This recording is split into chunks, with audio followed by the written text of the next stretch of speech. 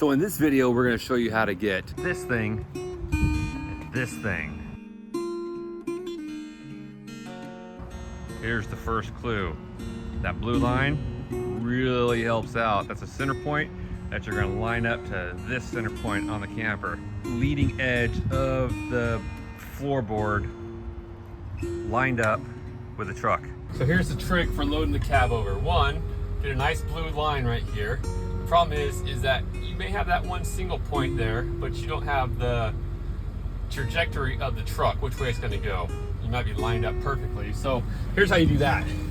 You look down your mirrors and see how much of the camper you can see. So I can see the back jack. I can still see part of the side of the camper. I'm gonna go over here to this mirror. So I can see that back jack on that one too. Barely see it on the edge right there. So that means I'm pretty well lined up. I'll show you what it looks like if it's not lined up. So I'm still lined up in the center of the truck, but I'm cattywampus, and I'll show you how. So you look at this mirror here, I cannot see that back jack. But if I look over here, I can see a lot of that jack. So I know that my front end is too far to the driver's side. So just get out a little bit to check it.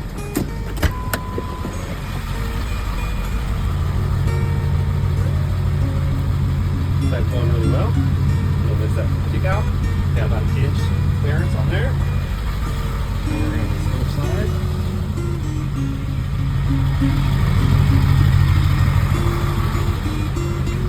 Got about an inch clearance on this side.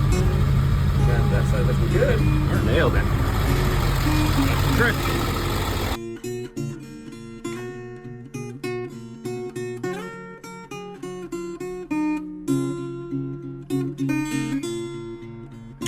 Alright, well, we're going to do a little how you load a Cabover camper in an old truck. First of all, we'll start the truck, see if that works, and then we'll lose all audio, so that'll be fun. Take the tailgate off, obviously.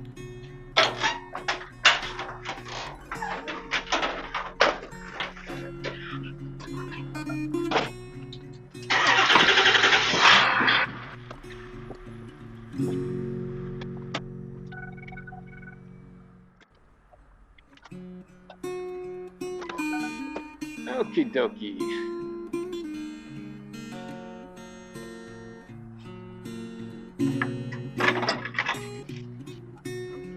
I am lucky I've got this big space right here to hold both the truck and the trailer, because paying for storage is not my jam. And I would really prefer not to have to do that. I like to keep stuff on site just to keep track of it. Alright, so now we're going to raise the camper up and get it off the jacks.